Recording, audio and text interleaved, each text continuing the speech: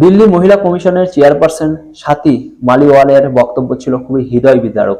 তিনি সংসদে বলেন, আমি নরকের সেই দরজাগুলো দেখেছি যা যে কারুরই মেরুদণ্ডে কাঁপুনি ধরিয়ে দেবে। যখন আমি জিবি রোডের সেই অন্ধকার কক্ষে সেই 15 বছর বয়সী মেয়েটিকে দেখলাম, তখন এক মুহূর্তের জন্য নিজের চোখকে বিশ্বাস করতে পারছিলাম না। কাগজে কলমে তার বয়স 15 বছর, কিন্তু শরীর 30 বছর বয়সী। একজন মহিলার মতোই ভারী, কিন্তু বিকশিত ছিল। এটি প্রাকৃতিক খেলা ছিল না, বরং সেই নৃশংসতার একটি ভয়াবহ ষড়যন্ত্র ছিল।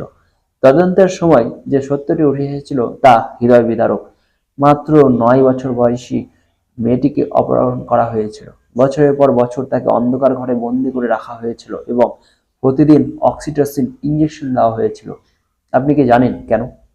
যাতে ওই নিষ্পাপ মেয়েটি অকালে প্রাপ্তবয়স্ক এবং যুবক দেখতে পারে, যাতে তার শরীরে চড়া দামে বিক্রি করা যায়। সেই ইঞ্জেকশনগুলো সেই ক্ষুদ্র প্রাণীর হরমোন এবং শরীরকে সম্পূর্ণরূপে ধ্বংস করে দিয়েছিল। 15 বছর বয়সের মধ্যে তার শরীরের বয়স বাড়তে শুরু হয় এবং তার হাড়গুড়ি অকেজো হয়ে পড়ে।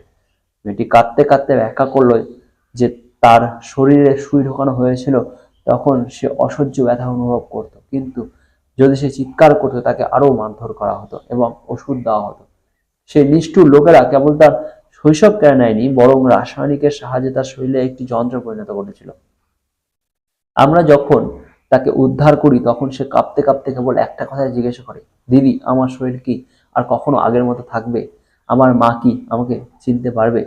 9 বছর বয়সী সেই মেয়েটি, যার স্কুলে যাওয়ার কথা ছিল, তাকে এই নেকড়েরা ইঞ্জেকশন দিয়ে অকাল বয়স্ক করে তুলেছিল, যাতে তারা তাদের কোষাঘর ভরতে পারে।